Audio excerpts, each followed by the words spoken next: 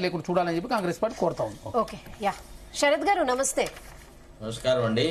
ఈ రోజు ఆ బిల్లులో మౌలిక స్వభావం చూస్తున్నాను మేడం. తర్వాత జనరల్ గా మనం ఒక వాస్తవాన్ని యాక్సెప్ట్ చేయాలంటే ఏ రూలింగ్ పార్టీ అయినా పొలిటికల్ మైలేజ్ తీసుకుంటది. పొలిటికల్ మైలేజ్ తీసుకొని రాజకీయ పార్టీని నేనైతే ఇంతవరకు భారతదేశ చరిత్రలో చూడలే. మనం చిన్న చిన్న ఎగ్జాంపుల్స్ చూపెడదాం. ఫర్ ఎగ్జాంపుల్, ఇప్పుడు ఈటెల రాజేందర్ గారి బై ఎలక్షన్ వచ్చినప్పుడు కేసీఆర్ దళిత బంధు అనే దాన్ని ఇంట్రొడ్యూస్ చేసి try to take advantage of it. Congress కూడా గతంలో ఇట్లానే చేసింది. కాబట్టి రాజకీయ పార్టీలు అన్నప్పుడు our constitution it self is a political document.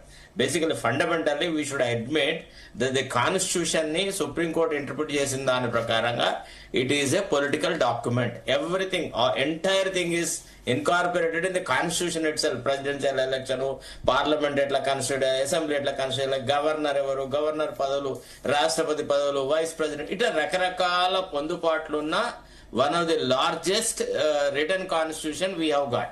తర్వాత రెండోది, ఒక్క చోట నేను చరణ్తో ఏకీభవించేది ఏంటంటే, having started the census process, తర్వాత ఇప్పుడు రీసర్వే ఇవన్నీ చేస్తాము అని ఒక పద్ధతి ప్రకారంగా మొదలెట్టిన తర్వాత the very object of delimitation ఏంటి అంటే లేటెస్ట్ పాపులేషన్ ఫిగర్స్ బేసిస్ మీదనే జనరల్ గా డీలిమిటేషన్ అనేది జరగాల.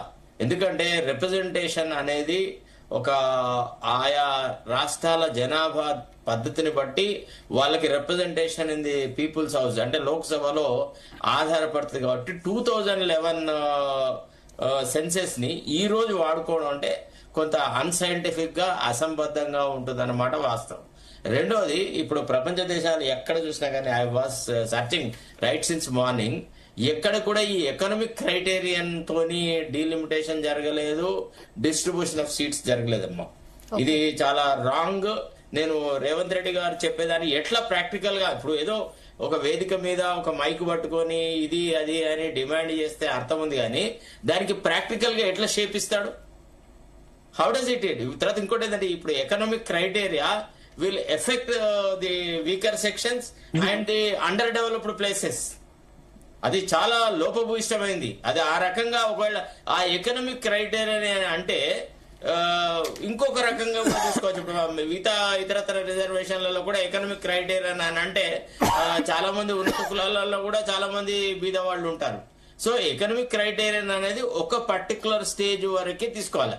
ఎస్పెషల్లీ ఇన్ డీలిమిటేషన్ ఆస్పెక్ట్స్ లో ఎకనామిక్ క్రైటీరియన్ జిఎస్డిపి అనేది ఏ రకం కూడా ఆధారభూతం కాలేదు. ఇది కేవలం పొలిటికల్ డిమాండ్ మాత్రమే. పూర్తి స్థాయిలో జిఎస్డిపి మీద చెప్పట్లే కదా రేవంత్ రెడ్డి గారు. 50-50 ఫార్ములా అంటున్నారు.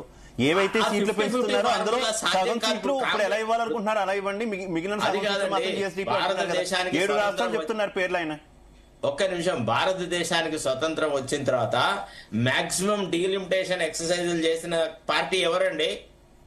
కాంగ్రెస్ పార్టీ కదా. 6 times చేసినారు. 7th time వాజ్పేయి టైంలో అది పోస్ట్ పోన్ అయింది. మరి వాళ్ళు ఇదే ఎకనామిక్ క్రైటీరియా, ఈ ఎకనామిక్స్, ఈ పావర్టీ, ఈ under development and some development by some states, అది ఎప్పటి నుంచో ఉంది. మరి అట్లా ఎందుకు తీసుకొని రాలేదు? అసలు it goes against the very concept of delimitation. ఇది పాపులేషన్ తోనే వాళ్ళ respective representation in the people's house ఉంటది. కాబట్టి డెఫినెట్ గా పాపులేషన్ మీద ఆధారపడక తప్పదు. ఎకనామిక్ డిస్పారిటీస్ ని రిమూవ్ చేయడానికి సర్కారియా కమిషన్, తర్వాత ఇతరులు రకరకాల ఫార్ములేషన్స్ చెప్పినారు. తర్వాత ఫైనాన్స్ కమిషన్ కూడా రకరకాల రికమెండేషన్ చేస్తుంటది. తర్వాత ఇంకొక మాట మిత్రమా, మనం మరోలా భావించొద్దు. ఏది అసలు ఫస్ట్ ఆఫ్ ఆల్ ఈ ఎకనామిక్ డిస్పారిటీస్ గురించి అన్ని రాష్ట్రాలు తమ పాత్ర గురించి నీతి ఆయోగ్ లో మాట్లాడాలి కదా. ఇంతకు ముందు ఎన్డీసీ అని ఉండేది, దాన్నే ఇప్పుడు మనం నీతి ఆయోగ్ అంటాం. నీతి ఆయోగ్ మీటింగ్ ను బైకాట్ చేసి వచ్చేసి బయట మొత్తుకోవడం వల్ల వచ్చే ప్రయోజనం ఏముంటది? ప్రధానమంత్రి దగ్గరికి పోయినప్పుడు దక్షిణాది ముఖ్యంగా తెలంగాణకు ఇక్కడ అన్యాయం జరిగింది, ఇది కావాలి, ఇది కావాలి, ఇది కావాలా అని గట్టిగా చెప్పిన సందర్భం ఏది?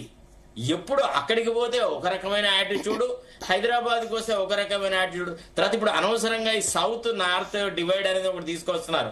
ఇది ఏ రకం కూడా కాదండి. ఏ దేశంలో కూడా southern states, northern states, eastern state అట్లా ఉంటది. దిక్కులను బట్టి ఆ రకంగా ఉంటది. దేశం అంతా ఒకటి అనే ఆ యునైటెడ్ ఫీలింగ్ కి రేవంత్ రెడ్డి సౌత్ ఫీలింగ్స్ అయినా మోర్ ఓవర్ కాంగ్రెస్ పార్టీ ఎన్ని సదరన్ స్టేట్స్ లో ఉందండి? ఉన్న చోట్ల కూడా డోలాయమాన పరిస్థితులలోనే ఉంది. కాబట్టి కాంగ్రెస్ అన్నెసెసరీ సౌత్ అనే టాపిక్ తీసుకొచ్చి Congress wants to uproot it self from the northern India. ఒకప్పుడు మొత్తం ఉత్తర భారతాన్ని శాసించినటువంటి పార్టీ ఈనాడు రాజకీయంగా ఇర్రిలవెంట్ గా తయారై పూర్తిగా చిన్న ఒక చెలిమలాగా తయారైంది. కాబట్టి నేషనల్ పర్స్పెక్టివ్ ఉండాలా. ఒక national party must talk in national language. అంతేగాని ఈ సౌత్, నార్త్, ఈస్ట్, వెస్ట్ ఇట్లాంటి భాష అనేది ఈ భాష ఒక ముఖ్యమంత్రికి సరిపోదు అనేది నా భావన. అండ్ మోర్ ఓవర్ అతను ఏదో ఇప్పుడు ఇన్ దిస్ మీలి ఈ అల్లరిలో తన గొంతు వినరావాలా అనే ఉద్దేశంతో మాట్లాడుతున్న తప్ప అతనికి ఆ అంశం మీద క్లారిటీ లేదు. ఇప్పుడు ఫస్ట్ ఆఫ్ ఆల్ ఎవరితో డిస్కస్ చేసినాడు? ఇప్పుడు చరణ్ కౌశిక్ అడిగినాడు ఏమని, అఖిలపక్షం మీటింగ్ అని. ఈ రాష్ట్రంలో ప్రభుత్వం ఏర్పడిన తర్వాత ఎన్నిసార్లు అఖిలపక్ష మీటింగ్లు పెట్టినాడు రేవంత్ రెడ్డి? ఇప్పుడు మీరు యు మస్ట్ షో పాత్ కదా, ప్రతిపక్షాలతో కలిసి వాళ్లను కూడా భాగస్వాములు చేసుకోవాలా అభివృద్ధిలో అని అన్నప్పుడు ముఖ్యమంత్రి ఎన్నిసార్లు అఖిల పక్షాన్ని పిలుచుకున్నాడు, అఖిలపక్ష మీటింగ్లు పెట్టినాడు. అంత 42% రిజర్వేషన్ మీద అంత అల్లర్లు అరే రకాలుగా జరిగినప్పుడు, లేకపోతే రిజర్వేషన్ బీసీలకు సాధించాలన్నప్పుడు కూడా ఏకపక్షంగా కొన్ని బీసీ సంఘాలను చీల్చి వాళ్ళని తీసుకొని పోయి ఢిల్లీలో పోయి అల్లరి చేసినాడు. So this does not suit to a person who has never considered opposition party as a party at all. ఇప్పటికి కూడా అసలు ఎక్కడన్నా ఫలానా అంశం మీద ఒక యూనిఫైడ్ డిస్కషన్ చేద్దాము అనేటువంటి యాటిట్యూడ్ ఎప్పుడు రేవంత్ రెడ్డి చూపట్లేదు. వన్ అప్మ్యాన్షిప్ అంటే నేనే సర్వము, నేనే ప్రధానము, నేను చెప్పినట్టే ఈ రాష్ట్రం నడవాలా అనే ధోరణితోనే పరిపాలన సాగింది ఇప్పటి వరకు. అంటే ఒక ఇండిపెండెంట్ గా మనం ఎగ్జామిన్ చేస్తే ఎక్కడ కూడా ప్రతిపక్షాన్ని ఇన్వాల్వ్ చేసి రాష్ట్ర అభివృద్ధికి సంబంధించిన ఏ అంశంలో కూడా వ్యవహారం జరగలేదు. అంతేందుకండి ఇప్పుడు డెవలప్మెంటల్ ప్రాజెక్ట్స్ లో జరిగిన అవతవకలు అవి ఇవి ఉన్నాయి. ఫర్ ఎగ్జాంపుల్ అంటే మీకు జిఎస్డిపి ఎందుకు ఇర్రెలవెంట్ అవుతుంది, తర్వాత ప్రతిపక్షాల ఐక్యత ఎందుకు సాధ్యం కాదు అని అంటే ఇవాళ ప్రతిపక్షము అధికార పక్షం అనేది శత్రు వర్గాల్లా కొట్లాడుతున్నారు. గతంలో ఏదైతే ప్రతిపక్షానికి ఇవ్వాల్సిన గౌరవం ఇవ్వడము, తర్వాత అధికార పక్షానికి ఇవ్వాల్సిన గౌరవం ఇవ్వడము, ప్రధానమంత్రి స్థాయిని దిగజార్చకుండా ప్రతిపక్ష నాయకులు మాట్లాడకపోవడం, ఇట్లాంటి హుందాతనం అనేది ఒకప్పుడు ఉండే. ఇప్పుడున్న మోడర్న్ పాలిటిక్స్ లలో కూడా అసలు శత్రువుల కంటే కఠినం మాట్లాడిన ప్రతి అంశంలో ప్రతిపక్షాన్ని దునుమాడేటువంటి ఆలోచన అక్కడ ప్రధానమంత్రి మోడీ అవలంబిస్తున్నాడు, ఇక్కడ రేవంత్ రెడ్డి అవలంబిస్తున్నాడు. ఈ రకంగా you can't expect or solicit any cooperation from the opposition parties. ఎట్లుండాలి? ఇచ్చిపుచ్చుకునే విధానం ఉండాలి, సౌమ్యత ఉండాలి, మాటలలో మృదు భాషతో ఉండాలి, అప్పుడప్పుడు మంచి చెడ్డలు ఉండాలి, కలిసి మాట్లాడుకునే పరిస్థితి.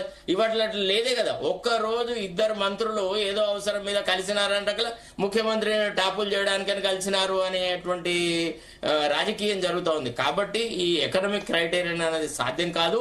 తర్వాత ఒకటి యాక్సెప్ట్ చేయగలరు ఏమంటే ఇంత హడావుడిగా ఈ వ్యవహారం చేయాల్సిన అవసరం లేదు. మహిళా బిల్లును ఇంట్రడ్యూస్ చేసినప్పుడు దే నెవర్ టోల్డ్ దట్ ఇప్పటి నుంచే ఇమీడియట్ గా దాన్ని తీసుకొస్తాను అనలే.